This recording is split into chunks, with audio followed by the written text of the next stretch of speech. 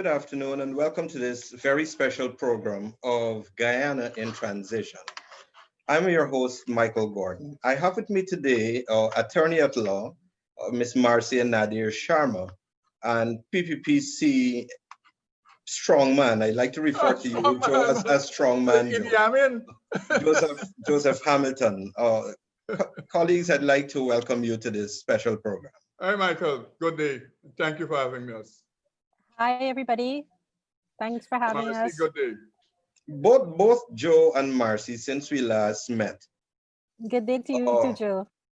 We would have had lots of events within the body politic of Guyana, and the Guyana Elections Commission would have been the hub of much of the activity since we've last met. We've seen dual declarations by the chief elections officers, dual and varying declarations by the chief election officer, a move by a private citizen to the appeal court. We saw that battle on whether or not the appeal court has jurisdiction, and now our election issues have been laid at the doorstep of the Caribbean Court of Justice. I'm going to ask you, Marcy, with your legal training, to walk us through what has happened since the first Lowenfield declaration from a legal perspective. Good afternoon, everyone, again. So as a recap, we have been in an elections mode for 114 days now.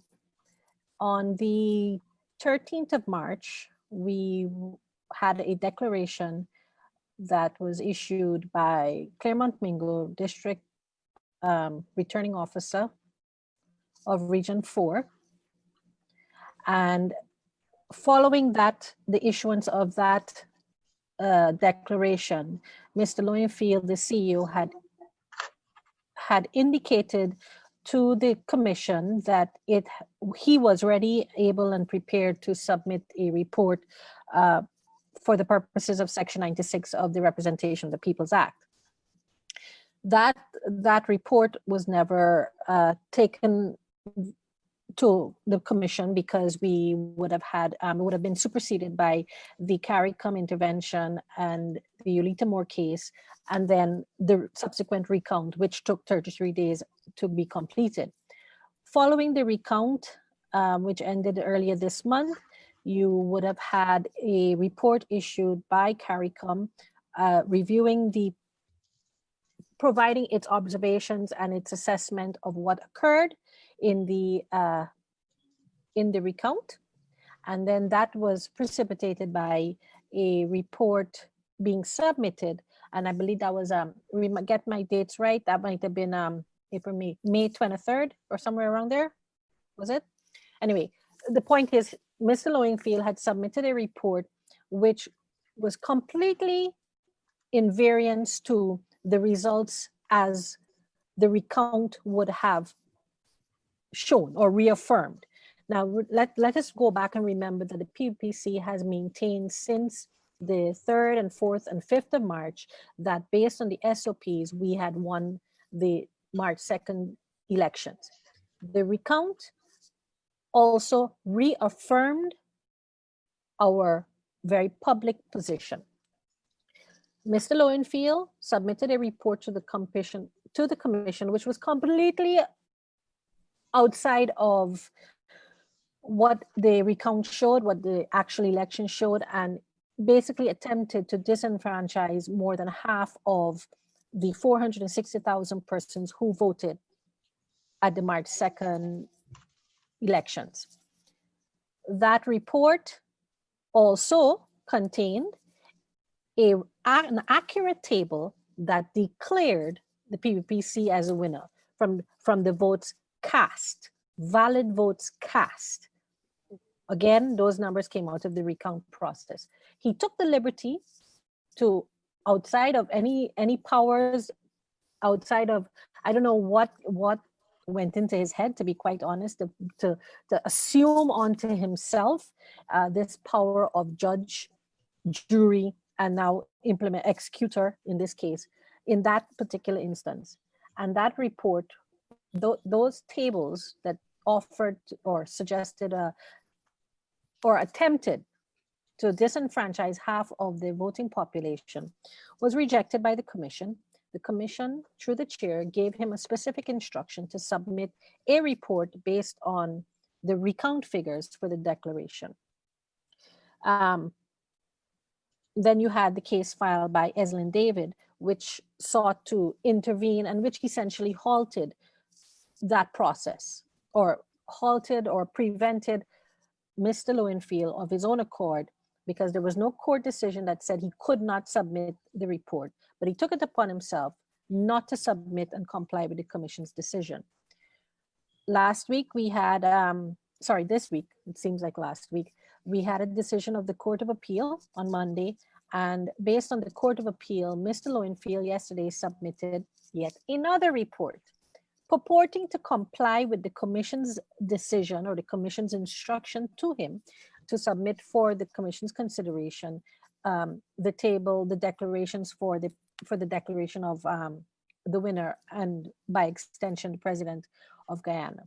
And once again, Mr. Lowenfield submitted a report with numbers that are completely different to the recount figures, completely disassociated of any kind of logic, still attempts to disenfranchise 115,000 persons. I mean, one might say we should be grateful that that is no longer 264,000 persons and, 100, but you cannot, and he does not have any legal authority to disenfranchise a single person. He is not the High Court. He has no jurisdiction to determine who should be disenfranchised, about whether it is for whatever allegations that there may be. It is not his job. It is not his function. And so that's where we are. Following the Court of Appeals decision on Monday, most persons will be aware that we have since filed an appeal with the Caribbean Court of Justice to seek clarification on some aspects of the ruling. And I mean, I guess I could go into that a little later unless you wanted to do it now, but Michael? I'm very anxious to get to, and it is directly related to a comment you made. And Joe, I'm going to bring you in shortly, but we saw moments ago the chairperson of the Caribbean community, CARICOM, Maya Motley, the Prime Minister of Barbados, who in essence, her comments mirror those by you in relation to the powers of the chief elections officer, relating to his ability or his inability to disenfranchise a single voter. This is also in addition to the embarrassing situation that Guyana has found itself in as it relates to the continued delay of our 2020 elections results. I'm going to play an excerpt of Prime Minister Motley's presentation moments ago. Sure. Observed with great sadness what has been transpiring in Guyana. It is more than 100 days since the people of Guyana went to the polls, and yet there is no declared result. From the very beginning, we have been clear and said consistently that every vote must count, and every vote must be made to count in a fair and transparent way. Regrettably, we have seen a level of gamesmanship that has left much to be desired and has definitely not portrayed our Caribbean region in the best light. This is definitely not our finest hour, and we must not shy away from that reality. The Caribbean community is concerned at reports that the Chief Elections Officer has submitted a report to the Guyana Elections Commission, which is contrary to the directions given by the Commission and which does not reflect the results of the recount process as certified by the very staff of the Guyana Elections Commission and indeed witnessed by representatives of the political parties. Indeed, these numbers and the certification of them were also witnessed by our CARICOM Observer team. They traveled to Guyana in spite of the pandemic and the risk to themselves and they scrutinized the recount process. The CARICOM Observer team was of the unshakable belief that the people of Guyana expressed their will at the ballot box on March 2nd, and that the results of the recount, certified as valid by the staff of the Guyana Elections Commission, led to an orderly conclusion on which the declaration of the results of the election could and would be made. Therefore, we must ask, on what grounds and by what form of executive fiat does the Chief Elections Officer determine that he should invalidate one vote, far less over 115,000 votes, when the votes were already certified as valid by the officers of the Guyana Elections Commission in the presence of the said political parties? We must remind all that if there is any evidence of fraudulent or improper conduct, then there is a clear and well-accepted route to deal with these matters. It is through an election petition to an election court. Any attempt to provide numbers different from those certified by the staff of the Guyana Elections Commission has left many in shock and wondering what next will happen to frustrate the will of the Guyanese people.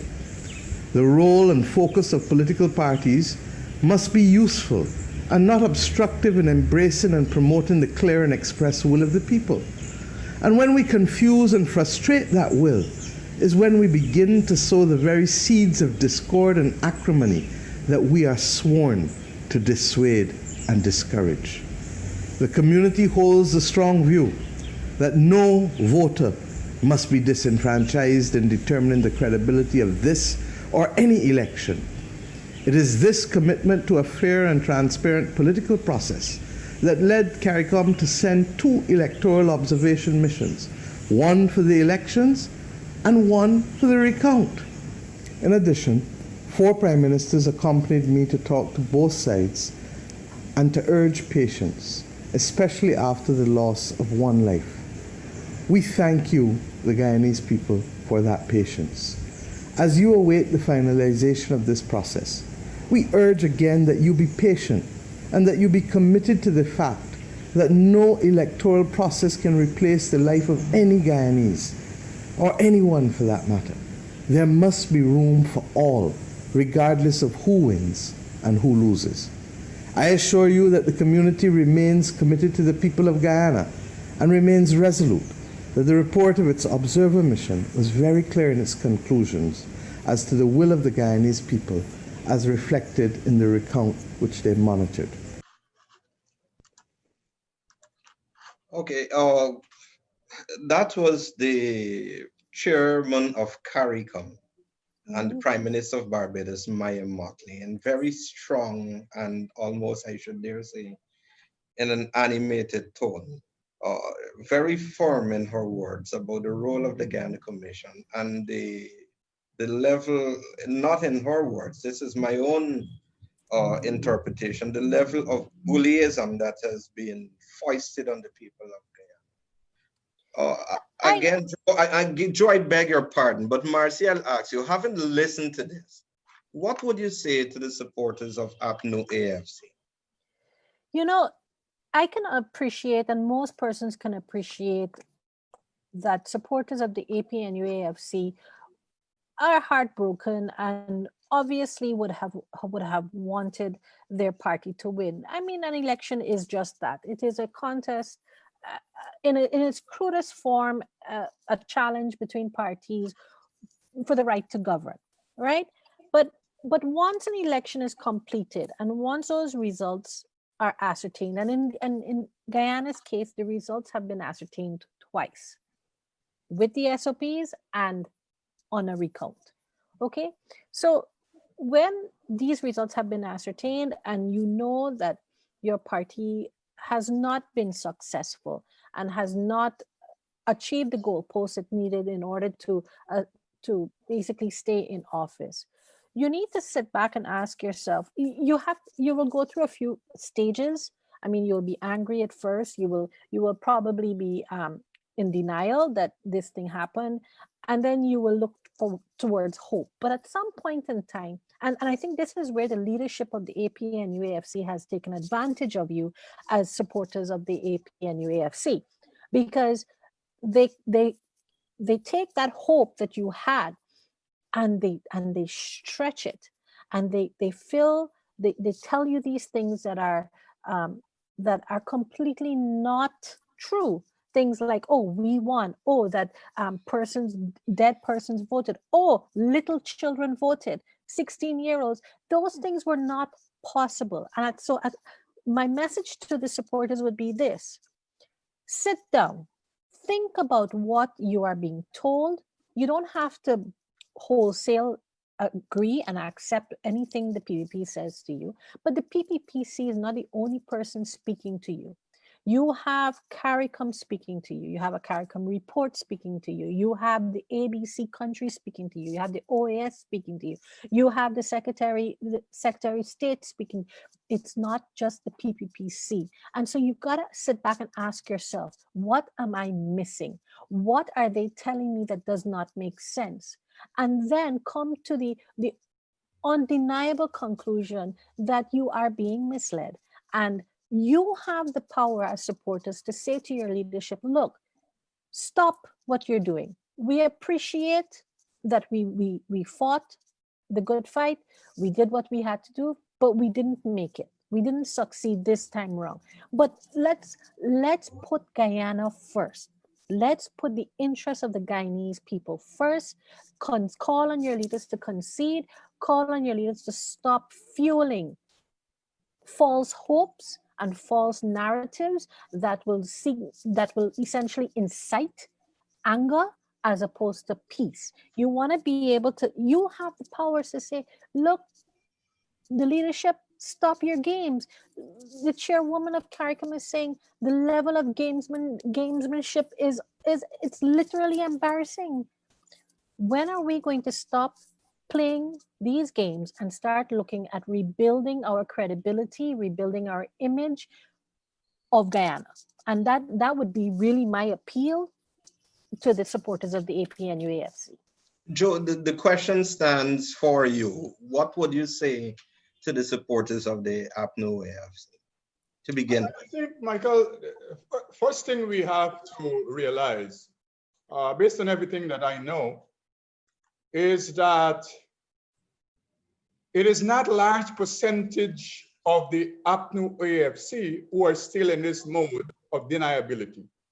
Let me say that. A large percentage of the supporters and even members, they want to move on, and they want to move on with their lives. I have noted many of them who used to be strident on social media today, they're off social media commenting or attempting to support their party. And I believe that what is happening is that the leadership is deceiving themselves and deceiving a minimal amount of the supporters of the APNU-AFC. Like we are tired, the supporters of APNU-AFC, they are tired also. Like we want to get on with the development of this country, they also want the same thing. And so that's the first thing we have to say. And for those who are still pained, we suffer that pain. And Michael and Marcy, you all would remember 2015. We suffered that pain and we lived that pain. But we didn't go in a corner and mope, and we didn't attempt to create discord and resate and strife. We lift ourselves up, and under the leadership of Barrow Jagdeo, we transform that pain into energy and a commitment to go out there and speak to the Guyanese people, and we ensure we spoke to more people than we normally spoke to, because the strategy of the leader and the leadership was to go beyond the base to go beyond your supportership. And we went into communities that were not traditional communities of the PPP Civic, and we had conversations with people. And you know, today I saw someone was uploaded a snippet of some interview Nigel Hughes had with Rickford Burke. And in all the things he said you have to give credit to Barry Jack Dio, what he did as a leader, how he brought the PPP to this successful place. Whilst the party he supported in government, they failed to reach out and to have conversations and even to give hope and deliverance to the people. And therefore, they have to attempt to go beyond their tribulation and trials. But at the same time, Marcy and Michael and viewers, leadership is a fundamental issue there. Because for me, I am confident that everything that is happening, all the machinations, or as me remotely say, all the gamesmanship, all of that is led and coordinated by one David Granger. He is the architect and he is the person who is strategizing. It is only being executed by the other people, the Armands and the Walter Lawrences and Nagamutus and whoever. But Granger is very much involved because this. Granger must have the same information like his son-in-law has. He must have the same information. And if his son-in-law is suggesting that the information that is available to them, there is nothing that suggests, as he says, that the APNU-AFC won these elections. That is what Dominic Gaskin is saying. So Granger has the information, but he has been deceitful. He has been lying to his people. And as the ambassador from Barbados said, what he projects himself as what the Caribbean leaders are suggesting a sanctimonious gangster. We have been saying he's a charlatan a long time ago. So that's the first point. The second issue is what we are seeing developing, and of course, Michael and Marcy, we have had information that suggests that this is a grand conspiracy beyond APNU. Early in March, we know that senior members in the Guyana Police Force were participants of this conspiracy. We know that the Secretariat, under the leadership of Lowenfield, were participants in this conspiracy to defraud people at these elections.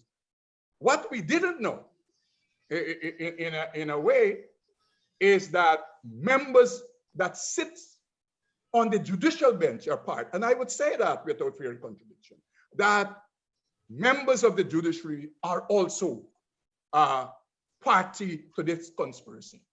Let me give the view. Very, very strong words, Joe. Yes, and I'm seeking to back it up. Lowenfield yesterday, when he submitted his letter with that falsity of a report, he started off, the first paragraph is making mention of the decision of the Court of Appeal. So he was giving a justification for why he thinks he could disenfranchise 115,000 persons. And secondly, Michael, remember when he was to submit his report, you had this stall and you had the Court of Appeal. So it suggests to me that there was a conspiracy with the court to allow for a limb for him to stand on. And importantly, even though the same court granted a stay of 3 days, Lowenfield was in such a hurry to deliver this fictitious report using the judgment coming out of the court as a basis. Well, let me intervene here, Joe, because two things. While I can appreciate the point that you're making, I want to say this on a bit of caution. we can't accuse a judiciary of taking of Lowenfield's massaging of the decision, right? What he did in that letter is essentially added his own twist, as we have come to accept is the norm of the collation, especially during the last, since the no confidence motion. And to clarify, the court never actually used the word credibility in their decision. When the issue came up as to an interpretation of more votes cast, it didn't say more valid and credible votes. But what Mr. Lowenfield did when he submitted his report yesterday was to say, with the guidance of the Court of Appeals decision, I am submitting what is valid and credible votes. But the point so is, what he did, but you can't accuse. No, Marcy. The point is, I know your caution. I'll speak here as a citizen too. These are the words of an office of the court. Yes, I know your caution as no, but they're also, but they're also reasonable positions. Listen to me. Listen. We had 2 judges Monday. If we recall, Reynolds ruled that Older had jurisdiction to hear the other matter. If you recall that. You recall that? Yes, I recall that. Secondly, the viewers must recall that Dawn Gregory was one of the judges who ruled that 34 was a majority of 65. So I'm saying that the evidence suggests to me these are not coincidences. That is the point I am attempting to make. And I'm further saying that the day when Lowenfield was supposed to submit his report based on his instructions, he refused to do that the same day the order was served. And I will concede to that, yes, definitely. I am suggesting that there was coordination between Lowenfield and members of the judiciary. That is what I am saying. That is my deducement of everything that has happened in the last 72 hours. Further, I'm saying that he was such in a hurry yesterday to use the decision, Marcy, to make his fictitious report available, even throwing aside the fact that there was a grant of stay in 3 months. So in 3 days, rather. So the point I'm making is this, is that we would have difficulty going forward if, in my view as a politician, we have judges who want to enter the political sphere. That's all I'm saying. I am not, and I'm using evidence as the fact, because it cannot be a coincidence where the same, one of the same judges who granted themselves jurisdiction to deal with this matter was one of the same judges at the appeal court who says that 34 is so the political cases cases that are determined as being political. I believe that you have judges that are using political judgment instead of legal judgment. That is the fundamental. Well, let me say this, Joe. Let me say this. Marcy, I'm going to give you 30 seconds on this because there are some other issues I want us to cover. Oh, okay. Let me say this. While we do not agree with the decision of the Court of Appeal, and this is why we have utilized the recourse that is available to us, and that is an appeal to the CCJ. Okay, because yes, the decision in its form as presented on Monday has created a confusion in the law or in the application of the law, because by virtue of that decision, what has happened is that the court has basically said that a person who is not satisfied with the results of an election has 2 bites at the cherry to question it. One being before a declaration is made, before a president has been identified, and you can utilize Article 177 and you can come to us and we have jurisdiction to hear that, which in itself is a backdoor to a petition.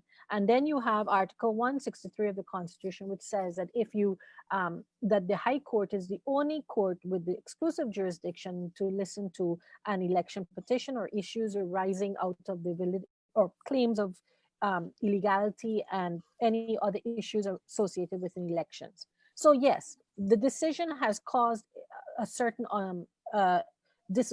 imbalance in the equilibrium of our judicial system, which needs clarity. And this is why we have gone to the CCJ. But I say this in the context too, that the APNU-AFC has a recourse mechanism available to it after the declaration of the elections, and that is by an elections petition. And so what they are doing here is just really unacceptable. It's disingenuous. And, you know, I personally welcome the statement by the chairwoman, who has really stood steadfast with Guyana.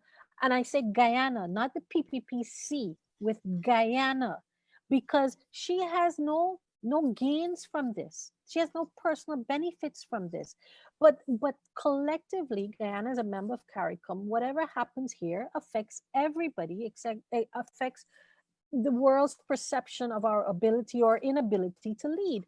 And you know, I personally am disappointed. I'm hurt, as most persons are, by the fact that 114 days have gone and we still cannot get on with the business of the day, which is to take Guyana out of the economic difficulties it is in because of the APNU-AFC coalition mismanagement. And in light of COVID, you have so many other issues to deal with. But hopefully the CCJ, the CCJ is our first appearances tomorrow, where we will do administrative issues, case management, and then the actual hearing will be on the 1st of July. Okay, colleagues, I want to share with you a joint statement by the heads of mission of the United States, Canada, Britain, and the European Union. And the statement reads, "It is important in our view that every vote cast by every voter be reflected in that declaration in order to ensure that the will of the people of Guyana is respected. That respect includes an election declaration of results that mirrors the order and integrity displayed by the people of Guyana, GCOM, and party officials, as witnessed by domestic and international observers during the 2nd of March general and regional elections. We also know that the CARICOM Observer Mission, referred to as the most legitimate interlocutor by President Granger, concluded on June 15 that nothing we witnessed warrants a challenge to the inescapable conclusion that the recount results are acceptable and should constitute the basis of the declaration of results of the March 2, 2020 elections." The statement goes on to say, "We believe election results are long overdue, and in any regard, we applaud the patience, peacefulness displayed by the people of Guyana. Pending the outcome of the appeal to the CCJ, we trust GCOM to meet its constitutional duty to issue a declaration on the basis of the results of the recount as confirmed by CARICOM to ensure the democratic choice of the people is fulfilled." This also it is almost simultaneous release by the Motley statement. Guys, Joe first. Michael, the point is, from the day of March 3rd, as I always say, just like how we know we won, Granger know he lost the election. They knew that. The issue was always how do they break it to their people that they lost the election. And that is the fundamental issue they have been grappling with. Now, what they couldn't get at the polls, they attempted to get it via fraud through Mingo. And in my view, what they didn't get from Mingo, I suspect they attempted, or they thought, because Granger was in high glowing praises for the CARICOM team whilst they were here and doing their work. You would note that he has not made one statement after the report was released from the CARICOM scrutineers. And that should inform you that is dissatisfied by the report because he couldn't utilize the report to create another narrative. The Secretariat continues their conspiracy. They have never stopped. And again, what APNU-AFC is attempting to do by going to the Court of Appeal was to seek to utilize the courts to give them some victory. Also importantly is that even at the time when the Court of Appeal matter was to be heard, the leadership of the APNU-AFC, including what we call the Attorney General, was saying to their supporters, and even up to today, I have seen posted on Granger page, on APNU-AFC page, that the Court of Appeal was the final court and they had the final say on the matter that was taken to them. So even at this late hour, they are continuing to mislead their supporters. And now when they recognize that what they were telling their supporters, and supporters recognize it was a lie, that the CCJ has jurisdiction and it is the final court, now they're saying that these people are outsiders. So you can't keep up with them every day as they go along on these matters. But what is happening, Michael, as the evidence suggests, is that they're utilizing the period to stay in office, to continue in their corrupt schemes and practices. And that is not to give service to the people. It is to transfer lands, like we have seen all the reports, and transfer property, and to issue contracts. I see just a couple of days ago, there's a contract given to BK for $352 million. We see GPL giving Massey some $678 million contract for some 6 vehicles or whatever that people are saying could be bought for far less than what the prices are. And you must remember, as I understand it, that Massey Group, one of the parties there, senior functionary, who are now functioning at Massey, was a senior functionary at Ansa McCall when that 600-odd million contract for drugs was given out by the Ministry of Health with Balder Lawrence consent to Ansa McCall at the time without any tender. So you can trace the corrupt practices attached to the cronies of the APNU-AFC and the leadership of the APNU-AFC. So that is why they want to stay in government. They're not giving service. People are suffering. They have brought to an end the program that the CDC had to help people during this COVID pandemic. The government don't have a program, a social assistance program presently to deal with this matter. I saw the advertisement coming out of the Ministry of Social Protection, and I wondered which ordinary person in the countryside living in the villages can have access to internet to make application, and all the kind of foolishness I saw, when they could have gone to the regional democratic councils and the NDCs and asked them to intervene and to supervise whatever program they want to have happen to help people. People are suffering. People are starving. They have people who don't have anything to eat because many of them have lost their jobs and they have children to take care of. So on one hand, you have people suffering, and on the other hand, the government is giving no service.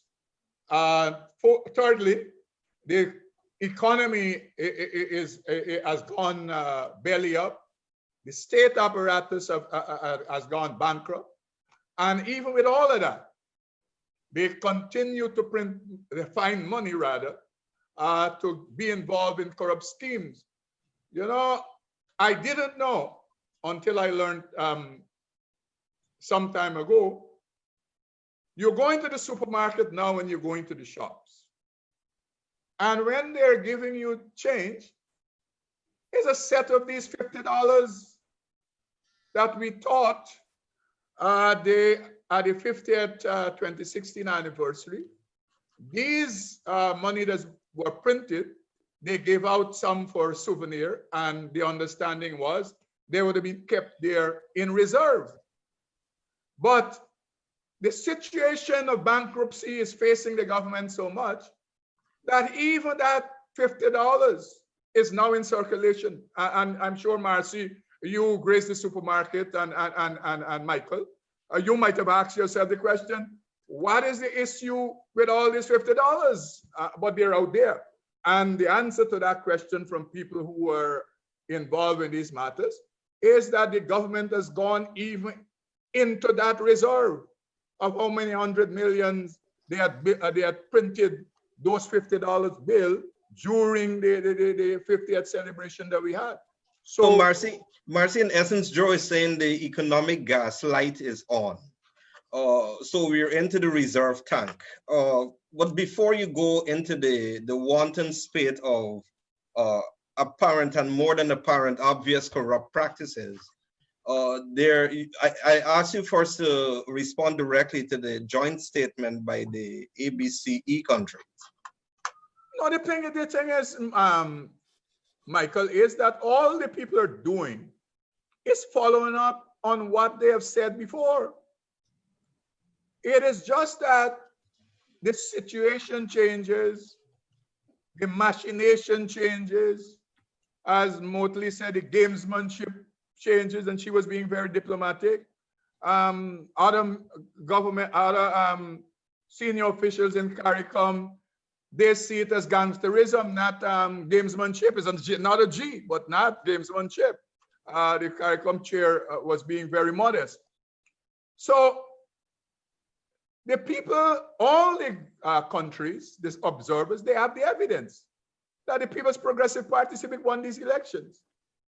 They have the evidence, and therefore they're just angry and frustrated, like we are, that Granger and his cabal continue to hold on to government, and with the help of conspirators in GCOM, they're trying everything possible to try to deny the people their wishes, but that will not happen. That will not happen. We are sure and confident about that, that democracy will triumph over dictatorship. The people of this country will not allow it. The people who are supporting the people of this country will not allow it. And you would note that all the statements are suggesting, Michael, that we stand with the people of Guyana. Marcy, your view on the joint statement? Just like the CARICOM statement, I think it's a welcome statement. I think it shows consistency by the ABCE, who have not only in these elections, but even in 2015 and years before that, elections before that, have always sided with the Guyanese people and the will of the people, enforcing a democracy. And so this statement, this recent statement of the ABC, as well as the statement last night by the OAS, they are both consistent with previous statements. They support democracy, and it really is another subtle call for the APNU-AFC to concede. It is like, once again, you have a chance, an opportunity to say, look, I am going to put the Guyanese people first. I am going to put the interest of the nation first. And at what point in time will you say, with the leadership of the APNU-AFC, say that, look, the whole world is telling me that I need to look back at my actions or my inactions and say, stop. When will I say stop? And I guess I remain hopeful that that will happen. But even if it doesn't, our appeal to the CCJ and ultimately our faith in the commission will help to bolster that hope that I have. Importantly, Michael, is that all the statements in the last 24 hours, you note all of them, they're saying that the results of the recount must be used as the basis for the declaration. You note everyone is saying that. The CARICOM chair was clear that we're standing by this report that our observers, scrutineers, whatever you call them, made available to us of a process that they scrutinized. The OAS had people scrutinizing also, and they have said last evening that the basis for the declaration must be the tabulation of the votes coming out of the recount. So Loinfield and APNU-AFC and Green, they could continue fooling themselves to think that they can have a declaration whereby it is not what reflects the will of the people, more so coming out of the statement of vote and the statement of recount. And look, you would see how these thieves they're not even consistent in their thievery. That's the point. Let me address this point briefly, Joe, on the issue of consistency. We saw a declaration made by Claremont Mingo at the Ashwin's building, which was in sharp contrast to the declaration same person, Claremont Mingo, made at the GCOM headquarters. I think it was on the 13th of March. How do you come up with these figures? And secondly, how do you come up with these variances? Then we saw a declaration made by Keith Lowenfield, which sought to disenfranchise over 323,000 voters, ridiculously so.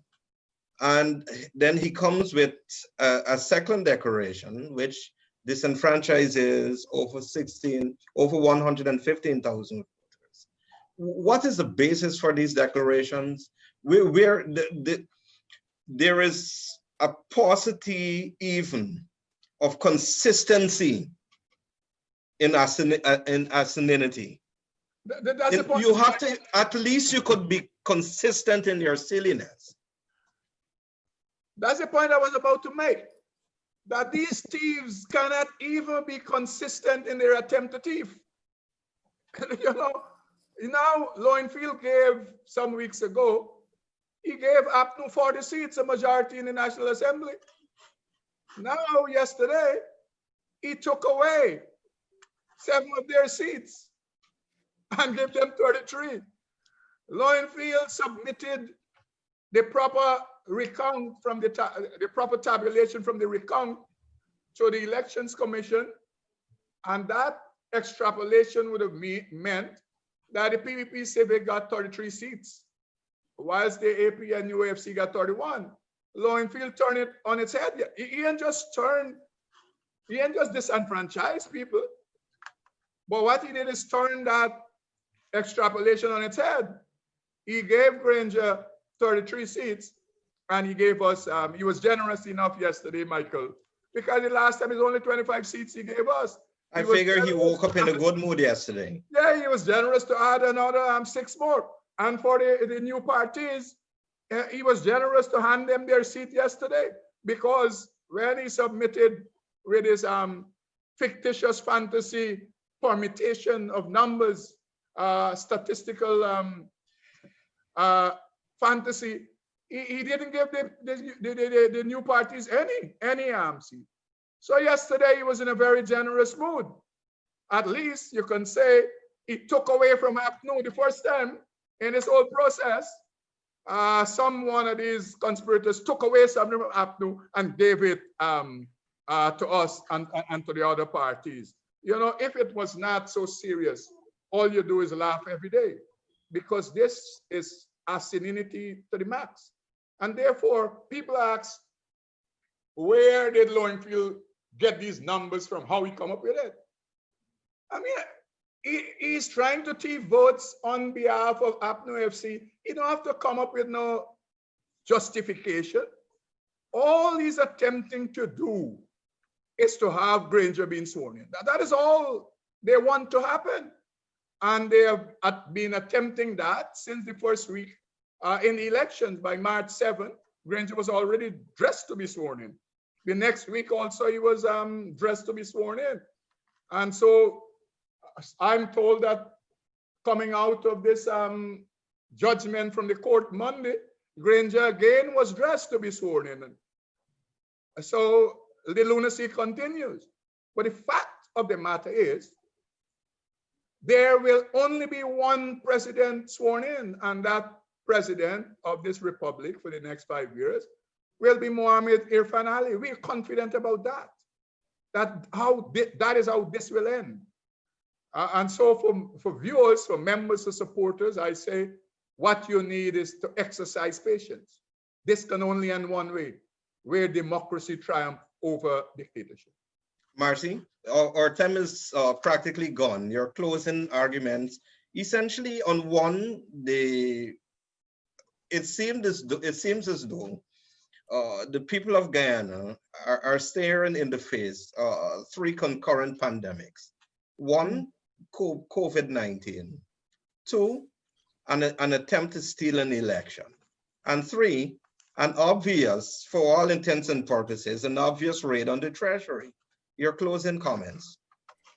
Those are three serious issues or topics that have all major and far-reaching consequences to everyone in Guyana.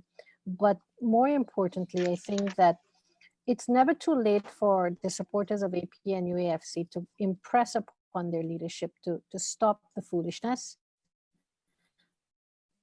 aside, concede, and act responsibly. There's no time limit on when a person can grow a conscience or assume rationalness and responsibility. And that also applies to the CEO of GCOM. You know, your credibility is a commodity in that really takes nothing but your integrity to earn. And to lose it over stealing an election, stealing a country, to the detriment of persons who are sick, or, you know, when we should be focusing on the testing and looking after our ill for COVID. And then, of course, the issue of the Treasury, which ultimately affects our economic standing for at least for the immediate short term, the next 5 years. And so my call really would be that we need everyone, not just APNU, but everyone needs to rally around the words of the ABCE, Honorable Mia Motley, and everyone who has been calling. And I would say, let's repeat the call for concession. Let's repeat the call for responsible leadership. And let us not lose hope and patience that democracy will win at the end. We have won consistently. And I am using the word consistently very often in this interview, only because we have been consistent in our position since the 2nd of March, and in fact since the no confidence motion. So to our supporters, and really to all Guyanese, just, you've been patient with us this long. Remain steadfast, remain law-abiding, and at the same time remain patient and hopeful that we will resolve all these issues to the betterment and benefit of all Guyanese. Joe? The thing is, I echo the same sentiments from Marcy, that for us in the People's Progressive Party Civic, our minds are cast right now in how we transform this country to make it a country that is better for all the people of Guyana. And we are ready and willing, and we want to get off to execute the programs and plans that we committed to the people of Guyana for the betterment. And so all of this 100 and how many days, it's an obstruction. Think about it, Michael, Marcy, and viewers. What we could have accomplished in this 100 and odd days if Irfan Ali was sworn in and the PPP government was already running. What we would have accomplished. I am sure that in that period we would have accomplished removing VAT from water and light from the elderly, removing VAT from baby formula and all these items, reversing those taxes that are taxing people to death, reinstituting many of the programs we had, I am sure. And all of those would have been for the benefit of the Guyanese people. And so we ask people to be patient. This will be over. We are confident about that.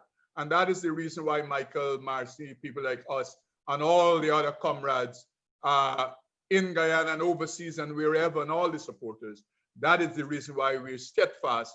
That is the reason why we commit ourselves to this process.